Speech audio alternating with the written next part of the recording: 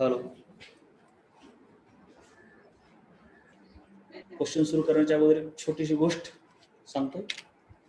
Types of reaction, chemical reaction. तसे तर खूप जास्त टाईप आहे, परंतु तुम्हाला उगाच सटरफटर माहिती दिली एनसीईआरटी ती तेवढी सांगतो. एकच मिनिट. हॅलो. यायला आवाज. ओके, बघा काहीच नाही. टाइप्स ऑफ रिएक्शन म्हणजे काय, रिएक्शन नेमकं मध्ये काय घडायला ह्याच्या आधारावरती छोटे टाईप दिले. तसे आणखीन वेगळे टाईप आहेत वेगळ्या आधारावर, पण हे जरा सोपे आहे तिथं. पहिले आहे सबस्टिट्यूशन रिएक्शन. सबस्टिट्यूशन म्हणजे काहीच नाही, ह्याला मेन मॉलिक्यूल आपण म्हणतो सबस्ट्रेट.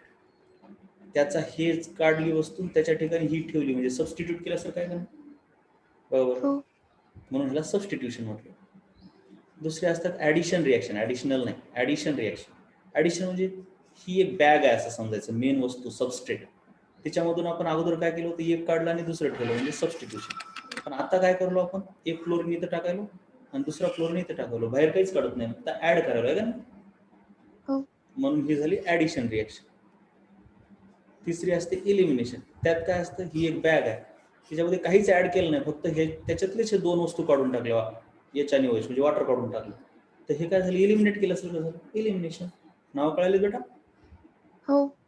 आणि शेवटची ही रिॲक्शन आहे ज्याच्यामध्ये बाहेरून काहीच येत नाही आणि मधूनही बाहेर काहीच जात नाही, रिप्लेसमेंट पण होत नाही, पण आतमधल्याच आतमध्ये इथला ॲटम इथं जाऊन बसतो, ओ सोबत जाऊन चिटकतो, ओ एच होतो असं. म्हणजे फक्त रिअरेंज केलं आपण ॲटमला, बाकी काहीच केलं नाही का नाही. म्हणून त्यांना म्हणतात rearrangement reaction. Substitution, addition, elimination, rearrangement. कळलं का सांगा. हो.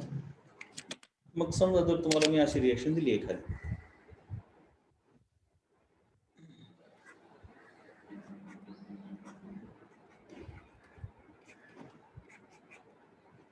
इथं एक हायड्रोजन आला, इथं एक आला, तर तिन्हीपैकी नाव सांगायचं, सबस्टिट्यूशन, ॲडिशन, एलिमिनेशन, रिअरेंजमेंट. काय आहे, इथे एक हायड्रोजन गेला, इथे एक गेला.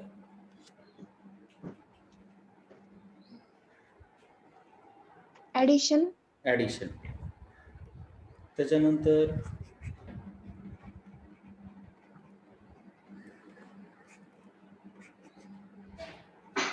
काय,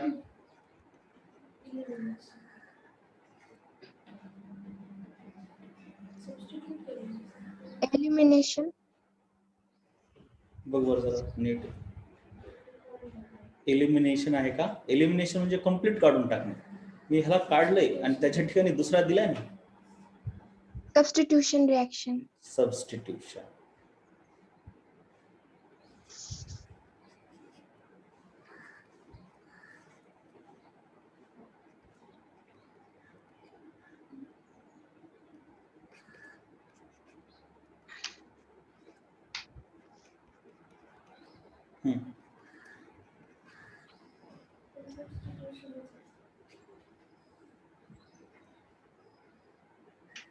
काय बेटा आहे,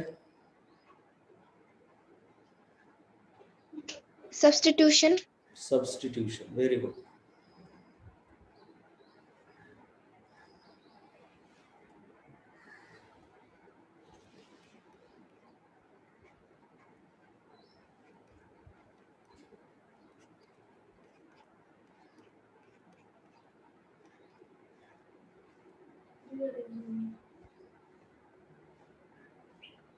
रिअरेंजमेंट.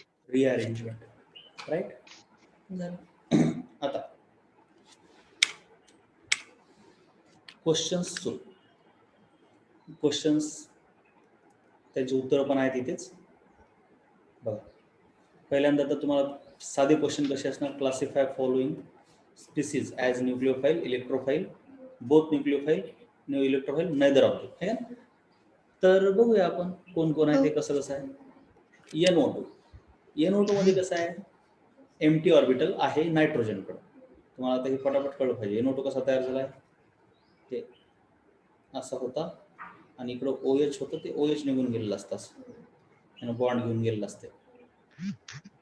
किंवा सरळ सरळ काय विचार करायचा, NO2 प्लस आहे.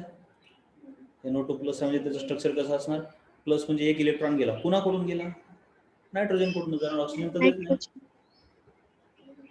मग आता त्याच्याकडे एक अनपेअर्ड म्हणजे नायट्रोजनकडे एकूण कसे असतात इलेक्ट्रॉन 1 2 3 4 5 आहे का नाही, त्यातल्या दोन हो ऑक्सिजन सोबत बॉन्ड बनवला आणि ह्या दोघांनी तो कोऑर्डिनेट बॉन्ड बनवला आणि हे तर गेला उडून. म्हणजे इथं हो ह्याच्यामुळे एक एम्प्टी ऑर्बिटल तयार झालं का ना.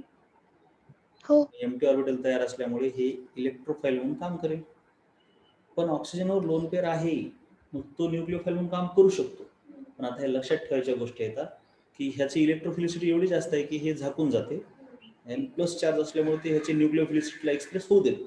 पण आता हे म्हणलं पुन्हा एकदा हे कलेचा भाग आहे, आपोआप येत राहतो.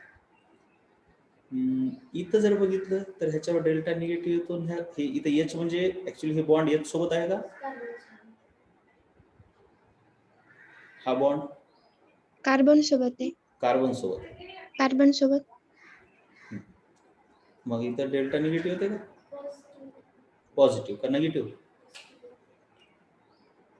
पॉझिटिव्ह. पॉझिटिव्ह. म्हणजे साधी गोष्ट आहे, हे काय झालं इलेक्ट्रोफिलिक सेंटर, हे झालं न्यूक्लिओफिलिक सेंटर. डायपोल असतात मी म्हटलं होतं ना, वाचलंय का काल. हो मग डायपोल हो काय कसं बिहेव करतात, इलेक्ट्रोफाईल सारखं का both nucleophile, electrophilic and good. Both. So this is both, नाही का नाही, सी मध्ये. त्यानंतर H2 कड लोन पेअर तर नाहीच, बॉन्ड काढायचं लगेच, स्ट्रक्चर काढायचं.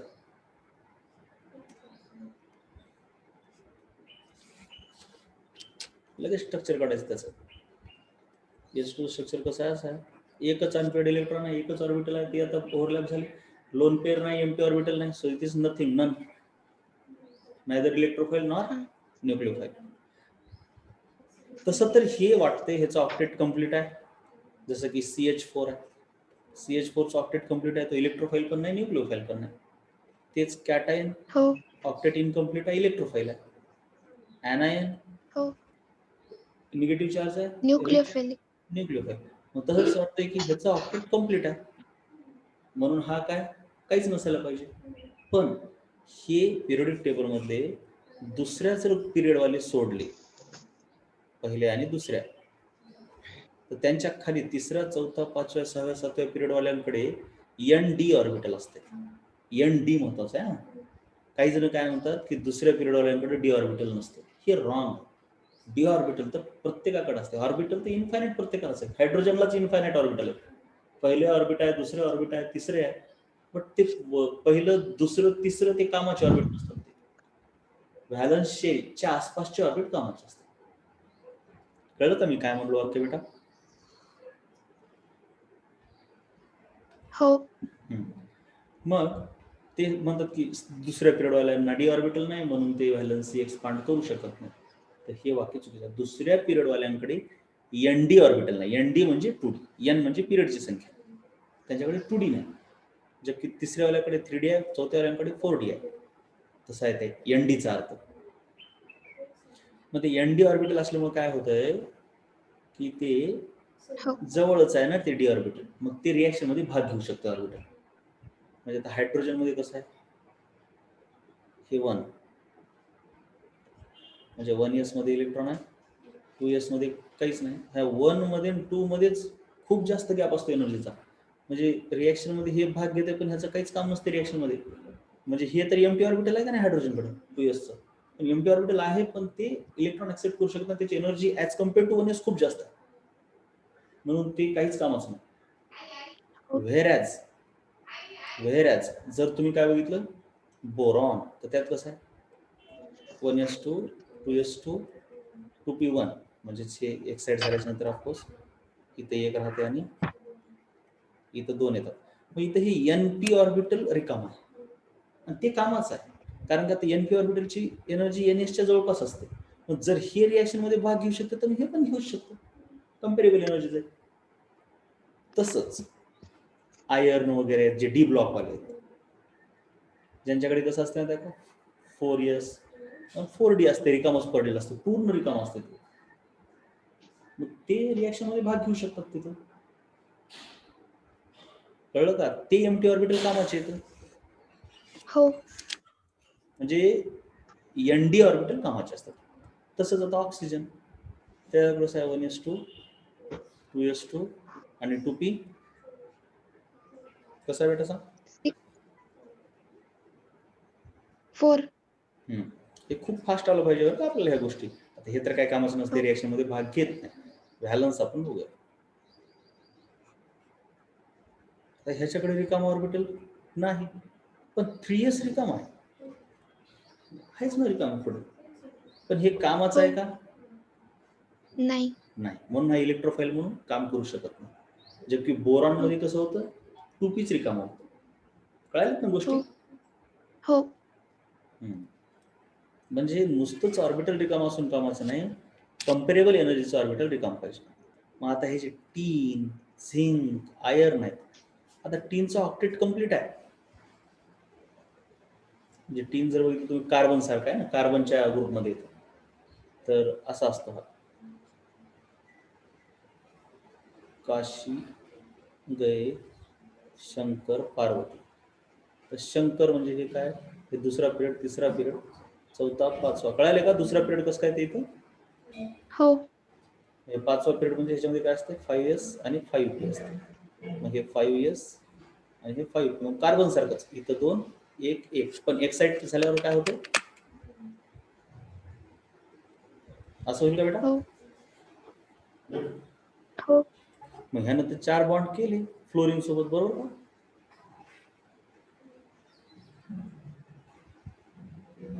अपेक्षा? हो. मग तर आता एम्प्टी ऑर्बिटल नाही, असंच वाटतं ना? हो. परंतु ह्याच्याकडे 5d असते रिकामा. 4d तर भरलेला असते, 5s नंतर 4d भरतो ना. पण 5d पूर्ण रिकामच आहे की पुढचं. हो.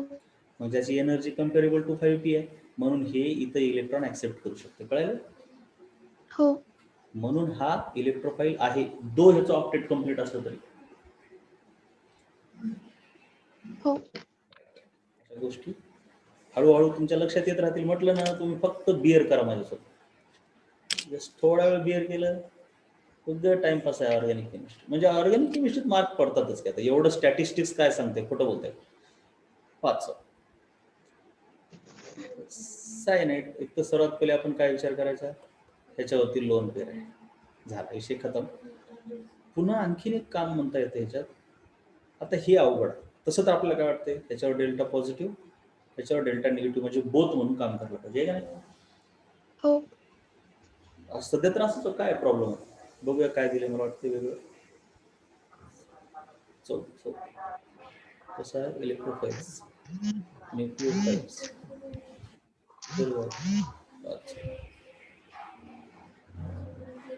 पाचवं कुठे गेलं, इथं ह्याच्यात दिलं ना, कुठं आहे, नाही दिलं ना.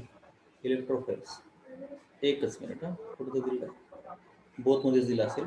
हा, कट केलं.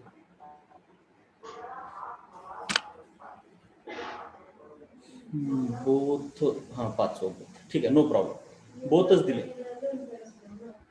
लोन पेअर असल्यामुळे तर न्यूक्लिओफाईल आहे तो, परंतु बोथ का म्हटलं, जसं की आता हे बघ, हे कार्बन ऑक्सिजन डबल बॉन्ड, त्याच्यावर लोन पेअर आहे, बट ते डेल्टा पॉझिटिव्ह डेल्टा निगेटिव्ह झाल्यामुळे बोथ म्हणून काम करतं. हो. तेच NO2 मध्ये बोथ नाही, कळलं का? इथे डेल्टा पॉझिटिव्ह डेल्टा निगेटिव्ह येऊ शकते ना, पण हे जवळपास सारख्याच इलेक्ट्रॉनिगेटिव्हिटी आहेत, म्हणून ते तेवढा डायपोल क्रिएट होत नाही. पण इथं कन्सिडरेबल डायपोल क्रिएट होतं, कळलं का? हो. म्हणून काय आहे, बोथ. आता CH4, याचं ऑक्टेट कम्प्लीट आहे. हो. याच्यासारखंच. मग हा तर आपण इलेक्ट्रोफाईल लिहिला होता, हा आहे का मग इलेक्ट्रोफाईल? नाही. नाही. का नाही? ऑक्टेट कम्प्लीट आहे. मग याचंही ऑक्टेट कम्प्लीटच होतं ना. त्याची एम्प्टी ऑर्बिटल राहत नाही. नाही नाही, त्याच्याकडे ND एम्प्टी ऑर्बिटल असते. हा.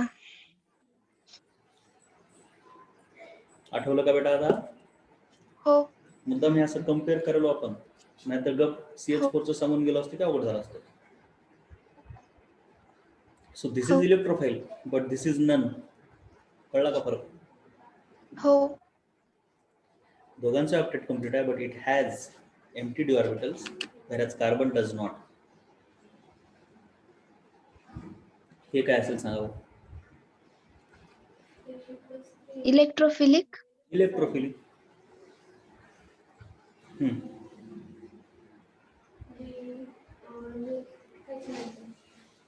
नन. बघायचं, करून बघायचे, बॉन्ड काढून बघायचे, ऑर्बिटल आहे का बघायचं. असं घाई नाही. मी काल तुम्हाला म्हटलं का नाही, बॉन्ड काढायची नुसती सवय असली पाहिजे, स्ट्रक्चर काढायची.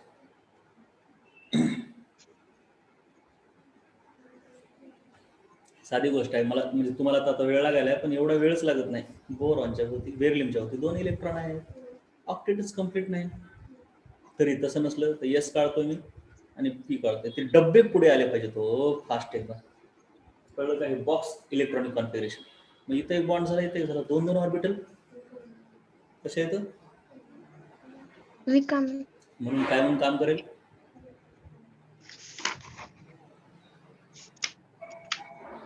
न्यूक्लियोफिलिक. अरे रे रे, एम्प्टी ऑर्बिटल. इलेक्ट्रोफिलिक. पण असं फटकून लक्षात येणं झालं का काय अप्लाय करायचं ते?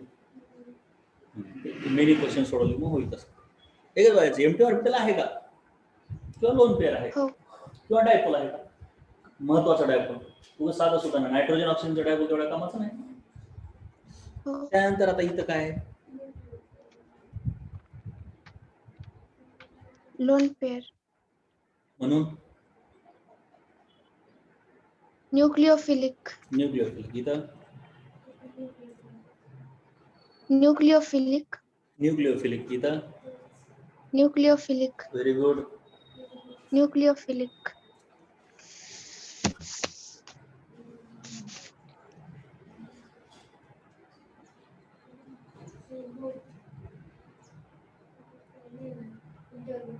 हा डायपोल वाटते, बरोबर आहे. पण डायपोल मध्ये तुम्ही एकच लक्षात ठेवा, उगं कार्बन आणि ऑक्सिजन, कार्बन नायट्रोजन असला की डायपोल म्हणायचा, किंवा कार्बन हॅलोजन, तिघांसोबतच.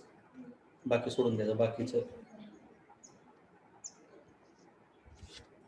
तुझं एकदम करेक्ट आहे. ते डायपोल म्हणून तुला वाटू शकते. हा सांग बेटा. इलेक्ट्रोफिलिक. इलेक्ट्रोफाइल का?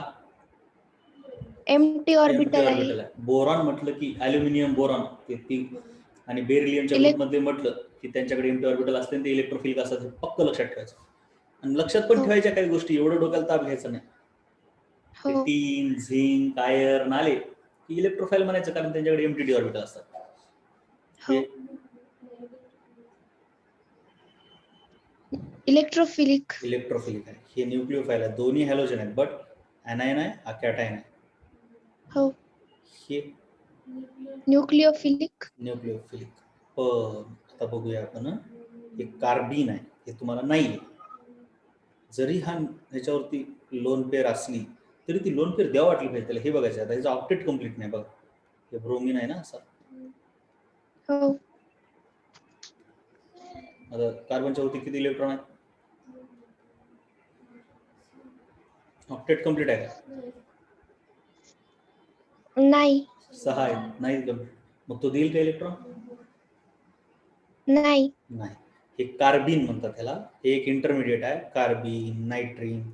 ते आपल्या सिलेबसला नाही, त्या डोक्याला ताप घ्यायचं नाही. एकदा नाव येतं फिनॉलमध्ये, तिथं सांगतो मी. मग कार्बिन जरी लोन पेअर जरी असली तरी सहज बघायचं की हिचं ऑक्टेटच कम्प्लीट नाही, तरी हे कसं देणारच नाही. म्हणजे काही गोष्टी अशा असतात की जसं की उगच प्लस चार्ज असला की इलेक्ट्रोफाइल आहे याची गॅरंटी आहे का? नाही. एम्प्टी ऑर्बिटल असलं पाहिजे ना. तसं लोन पेअर आहे, पण त्याला हो. द्यायची इच्छा असली पाहिजे. म्हणजे ह्याला द्यायची इच्छा नाहीये, because it's octet is not complete. So this is neither electrophile. हो. No, this is not nucleophile, but it is electrophile. Accept करू शकते. हो. कळलं? हो. त्याच्यानंतर SiCl4. Electrophilic. Same electrophilic. MEP. Me म्हणजे मिथाइल ग्रुप असते, P म्हणजे फॉस्फरस नायट्रोजन सारखा. न्यूक्लियोफिलिक. न्यूक्लियोफिलिक आहे. ऑक्टेट आहे. लोन पेअर असले की न्यूक्लियोफाइल. फक्त कधी हो. तर उगं एक्सेप्शन असते असं, हे कार्बिन सारखं की बाबा हो. तिचं ऑक्टेट कम्प्लीट नाही. हे इलेक्ट्रोफिलिक. इलेक्ट्रोफाईल. आता हे जरा वाटत नाही गडबड किंवा हे काय इलेक्ट्रोफाईल आहे न्यूट्रल. हा असं नन. वाटतंय न्यूट्रल नन. परंतु कधी लक्षात ठेवायचं जिथं पाय बॉन्ड असतो मग ते अल्किन असो अल्काईन असो त्या पाय बॉन्ड मधला पाय बॉन्ड हा खूप वीक असतो त्यातले इलेक्ट्रॉन खूप लूज असतात त्याच्यावर हो. कोणी अटॅक करू शकते म्हणजे ह्याचे इलेक्ट्रॉन इझिली अवेलेबल आहेत म्हणजे त्याच्यावर अटॅक न्यूक्लिओफाईल करू शकतो म्हणजे हा कोण न्यूक्लियोफाइल. म्हणजे ह्याच्याकडे नाही ह्याच्याकडे हा काय देऊ शकतो इलेक्ट्रॉन. इलेक्ट्रॉन देऊ शकतो म्हणजे ह्याला प्रेम कोणाचा आहे न्यूक्लियस. न्यूक्लियाचं म्हणून हा काय झाला न्यूक्लियोफिलिक. न्यूक्लियोफिलिक. त्याच्यानंतर हे जरा अवघड आहे आता हे अवघड आहे बरं का खरं तर हे बोथ म्हणायला पाहिजे कारण हे पण अटॅक करते हे पण करते पण त्यांनी जरा दिलं नाही तसं त्यांनी ह्याला इलेक्ट्रोफिलिक दिले का दिले कारण का हे काढून घेते इलेक्ट्रॉन H+ करते आणि हा इलेक्ट्रोफाईल आहे का नाही तसं नाही हो. माझं म्हणणं आहे की ते दोन्ही असलं पाहिजे कारण का Cl- पण अटॅक करतो त्याचा बऱ्याच ठिकाणी हो.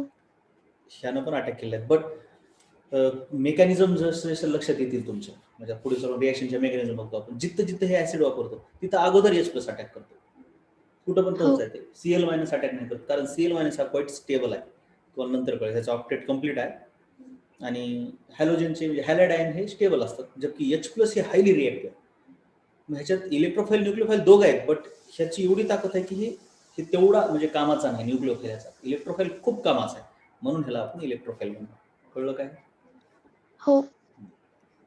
कारण इथे म्हटलं होतं ना आपण इथं जरी लोन पेअर असली ह्या ऑक्सिजनकडं तितकं त्याला ह्याच्यावर प्लस चार्ज असल्यामुळे हे इतकं रिॲक्टिव्ह असते की ह्याला कधी पार्टिसिपेटच करू देत नाही त्यांना असे विचार करावं लागतात बरोबर ना हो.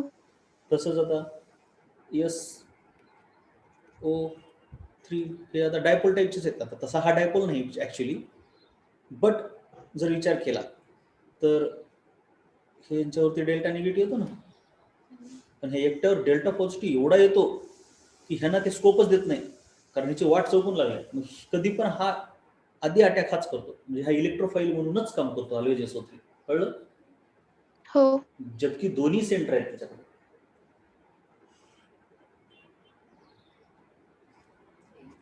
पण तेच हे ह्याच्यात पण दोन्ही सेंटर आहेत आणि दोन्ही ऍक्ट करतात कधी ह्यालाही चान्स भेटतो कधी ह्यालाही चान्स भेटतो ते शेवटी ते कसं म्हणून काम करतंय तिथं स्कोप किती आहे ह्या गोष्टींना महत्व आहे ठीक आहे त्याच्यानंतर आता आपल्याला काय इंटरमिडिएट कोणते तयार होते त्याच्यावरती काही छोटे मोठे प्रश्न एक राहिलाय का हे हा म्हणजे हे काहीच नाही हायड्रोजनच्या ऐवजी 3 मिथाईल लावलेत आहे का नाही ठीक आहे इथं आपण हायड्रोजन लावतो त्याच्याऐवजी मिथाईल आहे म्हणजे हा कोण आहे कार्ब बघा इथे कसं दिले लोन पेअर आणि लगेच त्याच्याशी रिलेटेड ही -4 काही पुस्तकामध्ये काय दिसेल तुम्हाला नुसतं -4 समजून घ्यायचं की ती लोन पेअर आहे काही पुस्तकामध्ये कसं दिसेल अशी लोन पेअर त्याच्यावर -4 तुम्ही इथं काय करायचे 3 2 6 झाले बॉन्ड आहे का नाही म्हणजे 6 इलेक्ट्रॉन झाले हो. 3 बॉन्डचे 7 8 आणि 9 10 असं नाही करायचं ह्या लोन पेअरमुळेच हा निगेटिव्ह चार्ज आहे कळलं का हो. लोन पेअरमुळे ऑलवेज निगेटिव्ह चार्ज नसतो जर स्वतःची असेल तर नसतो पण जर बॉन्ड हेट्रोलायटिकली तोडून दुसऱ्याचा इलेक्ट्रॉन चोरला असेल तर -4 असतो आहे का नाही हो. मग हा कोण आहे इलेक्ट्रोफिलिक. इलेक्ट्रोफाईल आहे का नाही nucleophile. Nucleo negative charge nucleophile असं लक्षात ठेवतो name the intermediate species formed in the following reaction काय केलं त्यांनी एक रिॲक्टंट दिलाय आणि एक बाय प्रोडक्ट दिलाय मग हा इंटरमिडिएट काय असेल 1 2 तर काय असेल म्हणजे हे काढून टाकल्यावर काय तयार होतं एवढंच बघायचं आणखी काय आता सर्वात पहिली हे महत्वाचं आहे घाई नाही करायची हे नायट्रोजन कसं आहे न्यूट्रल आहे का नाही आणि सध्या ह्या नायट्रोजनवरती प्लस चार्ज आहे एवढं कळायला आणि पुन्हा इथे हो. एक लोन पेअर आहे इथं नाही म्हणजे ह्याचा अर्थ हे कसं तुटलं असणार हे पण आपल्याला इमॅजिन करावं लागतं जरा लक्षात राहील का हे बघा बरं मी काय म्हटलं ह्याचे उत्तर लिहावं हो. लागतील काय मला बघू दे एकदा ते समजण्यासारखे दिलेत का नाही त्यांनी डायरेक्ट उत्तर दिले बॉन्ड नाहीत काढले मी जरा बॉन्ड काढतो असंच की पण हे घाण नसणार हं? हं? नाही, तुम्हाला करायला तर आणखीन द्यायचेच आहेत मला. हे तर मी सुरुवातीला तुम्ही घाबरूच नाही म्हणून भरपूर प्रॅक्टिस करायची आणि नंतर तुम्हाला द्यायची. कारण हे उगच कुठंतरी फिसकायला लागलं का बोर होतं. एकदम मस्त प्रॅक्टिस करूया आणि नंतर तुम्हाला इतकेच देतो सोडवायला असे चांगले चांगले. बर, आता फक्त सोल्युशन ह्याच्यात लिहायचं म्हटलं का मी काय करतो, कॉपी करून घेतो 221 पासून.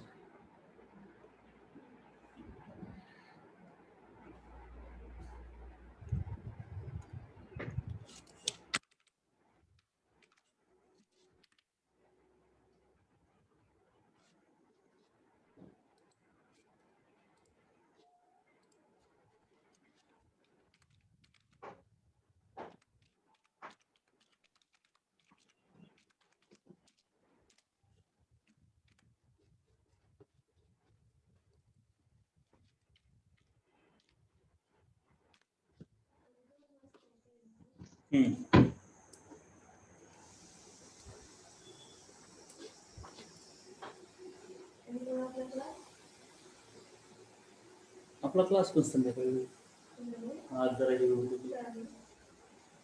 तुला जरा हेवी होईल आज. बघू किती होतं. हां हां, जरा एखादा दिवस झाला तर झाला. हे महाग नाही पडू द्यायचं वाटलं. असं आहे का? बरं, आपण थोडंसं परेशान झालं की पुढे लय फायदा होणार आहे. नंतर तुम्ही एवढं सुट्ट्या भेटणार कंटाळून जाशील आणि ते बर्डन पण राहणार नाही सिलेबसचं. आणि ते बर्डन राहिलं सिलेबसचं की न नीट जगतही नाही, हे होत नाही, उगाच टेन्शन येते. आत्ता तुझा सिलेबस जूनपर्यंत संपून जातो. एका वर्षात 2 वर्षात सिलेबस जर संपला, 1 वर्ष काय करणार आहेस तू? मग तुला एकदम सॅटिस्फाईड वाटेल तेव्हा. त्यामुळं मी मुद्दाम हे करलोय की ह्याच प्लॅनमध्ये मस्त होऊन जाते. नंतर आपण ठरवलं तरी होणार नाही. ते मग तुला आळस येणार, मला आळस येणार, असं होते. चलो, आणि एक्झाम अतिशय चांगले आहे बरं का. आता लक्षात घ्या, म्हणजे जे ते मुलं आहेत ना रिपीटरचे, तनया, करण, त्यांच्यासोबत एक्झाम देणं म्हणजे नॉट अ जबरदस्त प्रिपरेशन होतं, एवढंच लक्षात घ्या. त्यांचा वे ऑफ एक्सप्लेनेशन, त्यांनी किती डेप्थमध्ये काम करतात हे तुला कळायला लागलं की तुला ती सवयच लागून जाईल. ओके, म्हणजे सरनच विचार केला, मला जर डोक्यात पण आलं नव्हतं एवढं. तर बघ, मग आता इथं कसं आहे इंटरमिडिएट, आपण विचार करायचा की हा कसा आहे, त्याच्यानुसार बॉन्डिंग काढायचं. मग हे इथं आहे, इकडं आलं म्हणजे इथं काय तयार झालं असणार बघा. म्हणजे आता ह्याचं तर इकडं नाही, इथं आल्यावर 4 बॉन्ड होतील ना अपेक्षा. हो. मग काय येणार, हे बॉन्ड कुठं जाणार, बॉन्डवर जाणार का ॲटमवर? ॲटमवर. ॲटमवरती. आणि मग हा काय तयार होणार, CH3 CH2 प्लस, असंच होईल का? हो. राईट. त्याच्यानंतर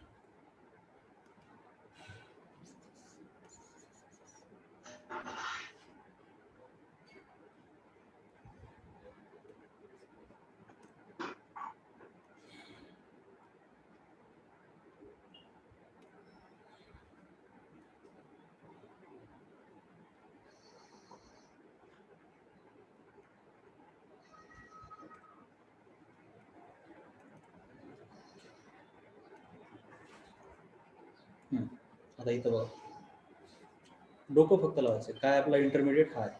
हे काय केले त्यांनी माहिती आहे का, हे बघा, हे एक रिॲक्टंट आहे एवढा, इथून एवढा, हा दुसरा रिॲक्टंट आहे आणि बाय प्रोडक्ट हा आला NH3. आता NH3, पण आपल्याकडे काय आहे सध्या इथे NH2 आहे. म्हणजे ह्याला काय द्यायला पाहिजे आपण, एक हायड्रोजन. आता पुढे पोटॅशियम कुठंच दिलं नाही बघा त्यांना.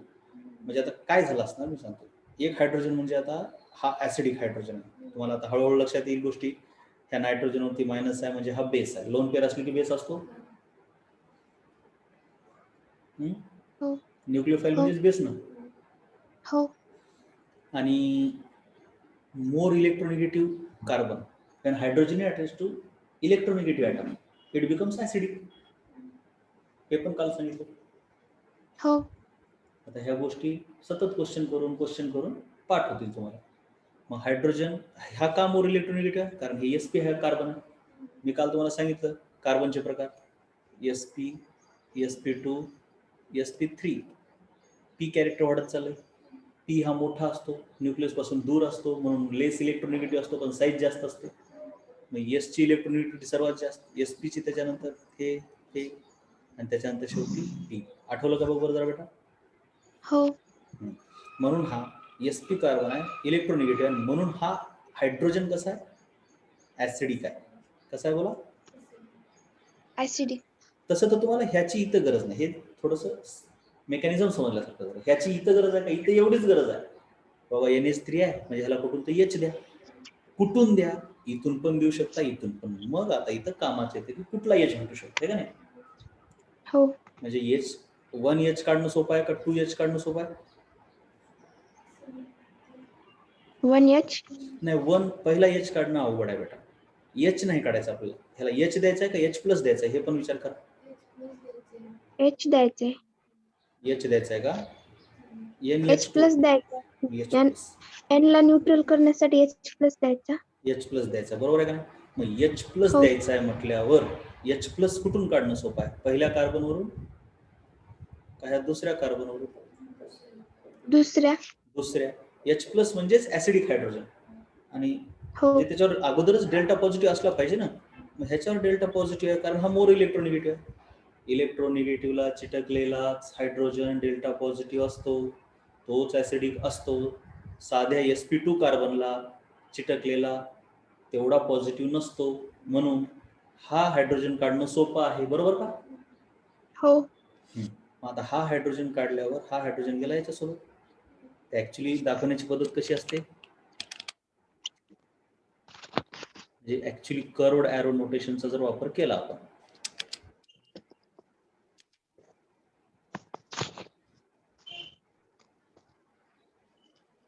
बरं, तर हे असं घ्यायचं असतं आणि ह्यानं असं काढून घेतलं, बरोबर का? मग ह्यानं काढून घेतल्यावर तुमचं उरलं काय ते इथं बघा, CH3 CH2, पुढे सांग. हा सांग ना बेटा. C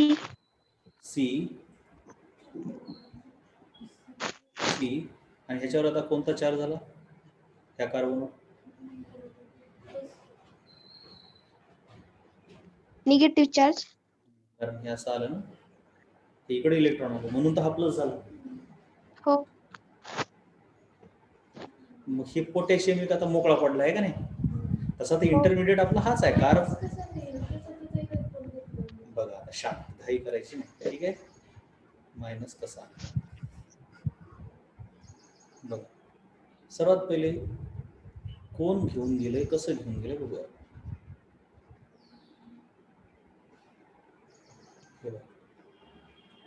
आपण इथून H काढलाय का H प्लस काढलाय? H प्लस काढलाय. मग H प्लस कसा तयार होईल जर हे दोन्ही इलेक्ट्रॉन इकडे घेतले तर? कारण NH2 ला काय पाहिजे? फक्त H प्लस पाहिजे ना. ह्यानं काय फक्त H नाही घेऊन गेले. H ला आधी काय म्हटलं, तुझ्याकडे जो इलेक्ट्रॉन आहे तो दे फेकून, त्या कार्बनला देऊन टाक, कारण माझ्याकडे एक्स्ट्रा आहे. कळलं? आणि त्याच्यानंतर आता हे K आहे, K प्लस येतं येऊन चिटकतं ह्याला, किंवा एक लक्षात घ्या, आता हे आयन्स आहेत. हे आयन्स पाण्यामध्ये एकमेकाला चिटकलेले नसतात, ते डिसोसिएटेड फॉर्म मध्ये असतात. पाण्यामध्ये कधीच आयन एकत्र नसतात. कळलं का? हो. म्हणून त्याला काही आपण दाखवत नाही. ऍक्च्युली त्यांनी कसं सांगायला पाहिजे बाबा, की इथे एक हा इंटरमिडिएट तयार झालाय हा, आणि K प्लस एक आहे पाण्यामध्ये, हे पण सांगायला पाहिजे. इकडे आहे म्हटलं आहे का नाही? पण इंटरमिडिएट कोणतं तयार झालंय? कार्ब ऍनायन. कार्ब ऍनायन माहित असू द्या, sp वरचा कार्ब ऍनायन स्टेबल असतो. का? कारण sp हा मोर इलेक्ट्रोनिगेटिव्ह ऍटम आहे, आणि इलेक्ट्रोनिगेटिव्ह वर मायनस स्टेबल असते. कळलं बेटा? हो. त्याच्यानंतर आता इथं काय झालं असेल, हे बघा, हा हे तयार करायचं म्हणजे याचा अर्थ हे Br मायनस तयार करायचं ना आपल्याला, म्हणजे विचार करायचा. Br म्हणजे याचा अर्थ हे असं झालं असेल का? आता इथे H प्लस रिकामं पडलं, म्हणजे H प्लस ला काय पाहिजे आता? न्यूक्लियस पाहिजे, इलेक्ट्रॉन पाहिजे, न्यूक्लियस नाही पाहिजे. पॉझिटिव्ह चार्ज नाही, निगेटिव्ह चार्ज पाहिजे, इलेक्ट्रॉन पाहिजे. कुणाकडे भेटतील बरं? एक तर ह्या पीएच म्हणजे बेन्झिन रिंगकडे पण असते डबल बॉन्ड, आणि इथं पण आहे. मग कुणाकडे भेटतील? CH कडे. बेन्झिन रिंग सोडत नाही, कारण तिचे रेझोनन्स मध्ये इन्व्हॉल्ड आहे.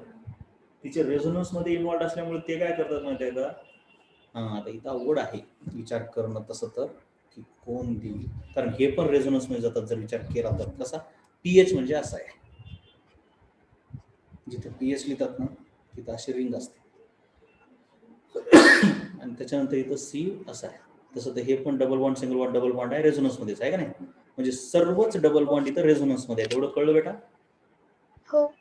परंतु जर इथला डबल बॉन्ड ब्रेक, आता त्यात सतत मॉलिक्यूल ओव्हरऑल स्टॅबिलिटीचा विचार करतो, आणि स्टॅबिलिटीमध्ये कधी काय लक्षात ठेवायचं? सर्वात मेन ॲरोमॅटिसिटी, त्याच्यानंतर रेझोनन्स, त्याच्यानंतर हायपर कॉन्ज्युगेशन, त्याच्यानंतर इंडक्टिव्ह. बरोबर कळलं काय? हो.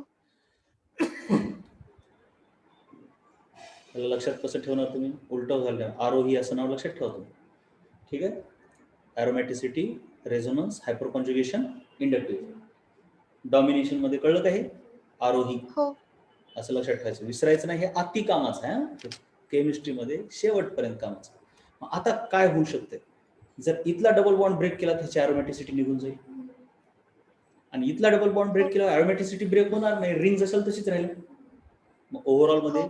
मॉलिक्यूल काय विचार करते? चला हे घेऊन जाऊ जा, पण हे नको. कळलं हे? हो.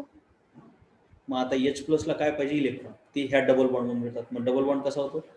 इथं जातो आणि इथून इथं जातो, असं असं त्याचा अर्थ, एक म्हणण्याचा अर्थ. कळलं का? हो. आता मी इथं जरा बाजूला लिहितो ते PH C CH double bond, सध्या लिहितो ME, आणि प्लस आता बघा HBr. आता दोन शक्यता आहेत. एक तर हे तर आउटराइटली आता नाही म्हणते, ठीक आहे. एक काय होऊ शकते? हे हो. डबल बॉन्ड इथं जाऊन ह्याला भेटू शकतो. ऑफकोर्स त्याच्या अगोदर हे इकडे गेले, कारण इथं दिलंय आपल्याला. हो. एक ती शक्यता आहे. किंवा दुसरी शक्यता अशी पण आहे का बघा बरं, की हे घेत आहे आणि मग इथून ह्याला देत, असे होऊ शकते ना? हो. आता पहिली शक्यता आणि ही दुसरी पॉसिबिलिटी, असं दोन्ही बघूया आपण, आहे का? पहिली पॉसिबिलिटी आणि दुसरी पॉसिबिलिटी इकडे आली. ही पहिली पॉसिबिलिटी. पहिल्या पॉसिबिलिटीत काय होते बघा? पीएच पहिली पॉसिबिलिटी म्हणजे इकडं चाललं, म्हणजे कोणता कार्बन? हे कार्बन आपण ए म्हणूया, हे कार्बन बी म्हणूया. कोणावर पॉझिटिव्ह चार्ज येईल?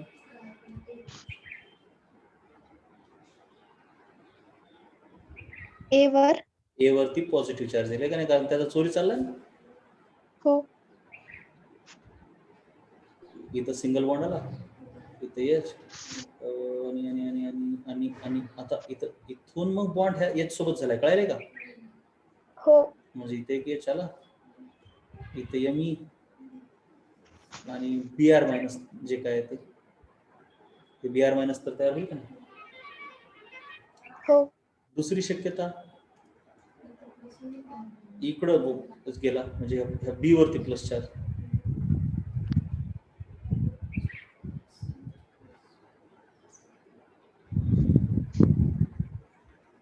आणि हायड्रोजन ए वर आला, आहे का नाही? हो. आत्ता बघायचंय की दोन्ही पैकी आता कोणतं होईल. असे असतात दोन्ही ऑप्शन असतात. पहिलं विच वन इज, कोणता आता इंटरमिडिएट तयार होईल सांगा तुम्ही डोकं लावा. दुसरा का पहिला? म्हणजे ह्याच्यामध्ये आपण स्टॅबिलिटीज बघायला पाहिजे. आता जो जास्त स्टेबल आहे तोच तयार होईल. दुसरा. का वाटतंय? कशामुळे दुसरा? कशामुळे तुला तो स्टेबल वाटला ते सांग. चार्ज नाही आहे त्याच्यावर. चार्ज आहे ना बेटा, हे काय तर प्लस, कारण दोन्ही इंटरमिडिएट कॅटायनच आहेत, दोघे कार्बो कॅटायनच आहेत. तर तुम्ही जर विचार केला, पीएच ला विसरू नका. कारण पीएच म्हणजे काय माहिती आहे का?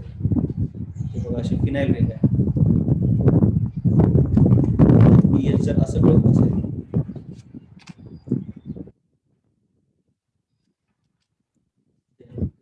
pH is like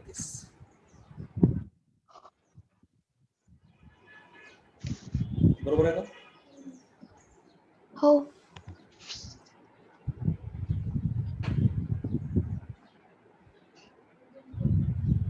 मग आता तुम्ही सांगा विचार करून कोण जास्त स्टेबल आहे, पहिला का दुसरा?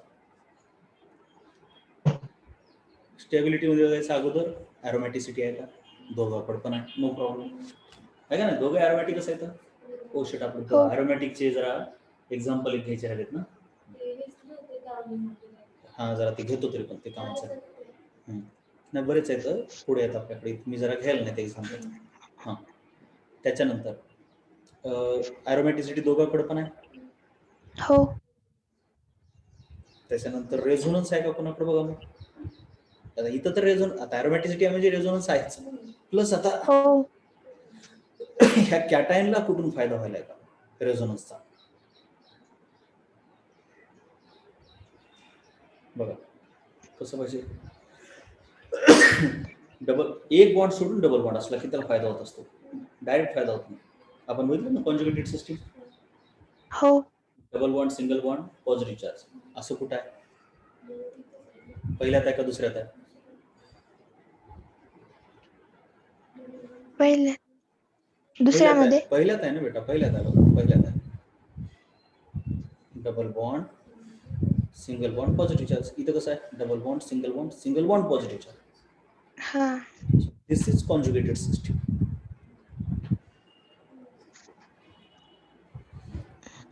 तशी तर ही तर कॉन्जुगेटेड आहेच, हिला तर प्रॉब्लेम नाही, पण तिथं दोन्हीकडे आहे.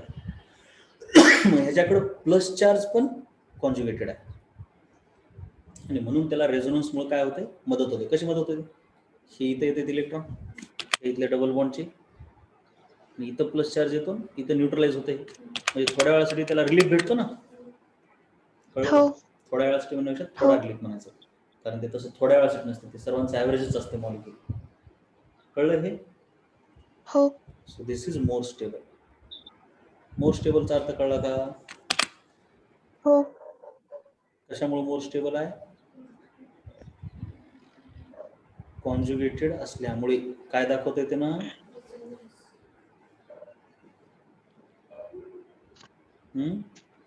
रेझोनन्स. रेझोनन्स. ठीक आहे. हो. आता आपण थोडं ॲरोमॅटिसिटीचं जरा बघूया.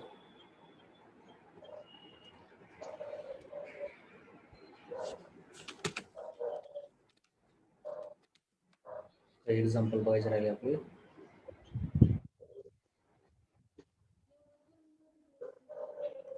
नाही, ते मध्येच येतं मग ॲरोमॅटिसिटी, मग ते कळत नाही, त्याच्यामुळं. नाहीतर मी नसतं घेतलं तसं. बा, काल आपण बघितलं हक्कल्स रूल. असं एक लगेच जॉईन कर मीटिंग.